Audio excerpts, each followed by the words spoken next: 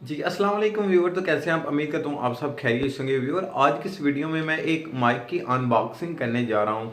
यानी कि जो भी यूट्यूबर हैं, नए हैं या पुराने, या वो अपनी वीडियो बनाते हैं, जो भी करते हैं, उनको अगर माइक की ज़रूरत पड़ती है तो वो बहुत परेशान है कि हमें कौन सा माइक ख़रीदना चाहिए, कौन सा माइक बेस्ट है। तो मैं एक एक करके तमाम माइक पे वीडियो अपनी अपलोड करूँगा और आपको बताऊँगा कि कौन सा माइक आपके लिए बेस्ट है।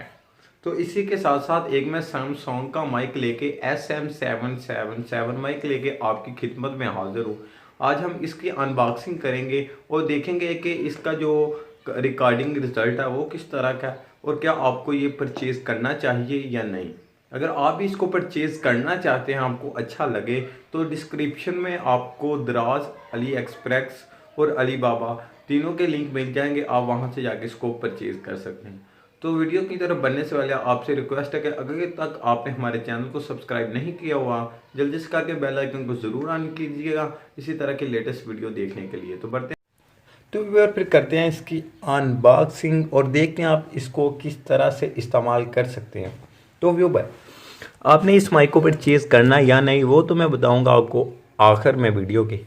तब तक आपको वीडियो को मुकम्मल देख लेना है। तो फिर करते हैं इसको ओपन करने के बाद कुछ इस तरह से आपको देखने को मिलेगा। तो मैं माजरत चाहता हूँ, मैं इसे पहले से ही ओपन कर चुका हूँ क्योंकि मैंने चेक करना था इसकी रिकॉर्डिंग क्वालिटी को। ठीक है, सिंपली आपको एक पेज मिल जाता है, इससे आप इसके माइक के मतलब कुछ इन्फॉर्मेशन लिखी हुई है वो चेक कर सकते हैं।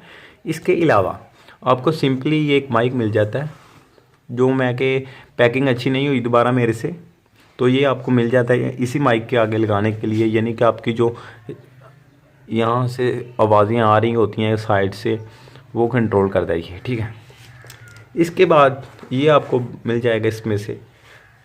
इसे क्या करना आपने, सवाल तो ये पैदा होता है कि इसे क्या करना है। तो वही, आप कुछ नहीं करना आपने।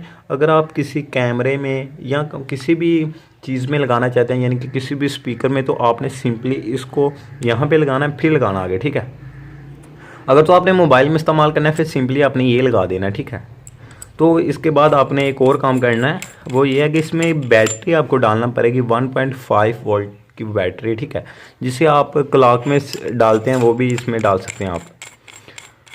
तो अब बात रह गई कि इसे परचेज़ करना या नहीं। तो व्यूअर, मैं आपको यही बताऊंगा कि आप इस माइक को परचेज़ ना करें। ठीक है, वो इसलिए कि जितनी ये क्वालिटी रिकॉर्ड करता है, जो इसकी क्वालिटी है, अगर उसकी बात की जाए तो तकरीबन एक मोबाइल में ऐसी एप्लीकेशन है जिसके बारे में मैं नेक्स्ट वीडियो अपलोड करूंगा। आप उस एप्लीकेशन को इस्तेमाल करें तो आप उतना रिज़ल्ट बिना माइक के भी हासिल कर सकते हैं। इसकी रिकॉर्डिंग रिज़ल्ट कुछ ज़्यादा नहीं, अच्छा नहीं है, नॉर्मल ही है तकरीबन। तो आपसे यही राय है मेरी कि अगर आप इसको परचेज़ करना चाहते हो तो आप कुछ पैसे और डाल के बोया M1 ले लें या आप बोया MM1 ले लें।